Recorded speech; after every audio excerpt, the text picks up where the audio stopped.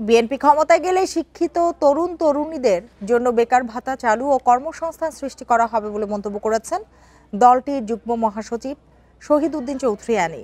বিজলি কেবলসের skin coated insulation আগুন প্রতিরোধী। বিজলি cables, নিরাপদ আজীবন। সকালে লক্ষ্মীপুর পৌরসভার ১ নম্বর ওয়ার্ডে এক উঠান বৈঠকে অংশ নিয়ে তিনি এসব কথা বলেন।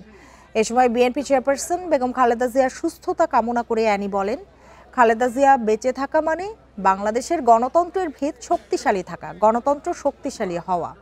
বর্তমান প্রজন্মের নারীরা দেশের নেতৃত্ব দিচ্ছেন বলে দেশ বদলে গেছে বলেও মন্তব্য করেন শহীদ উদ্দিন চৌধুরী আনি। উঠান বৈঠকে জেলার বিভিন্ন স্থান থেকে শত শত নারীরা অংশ নেন।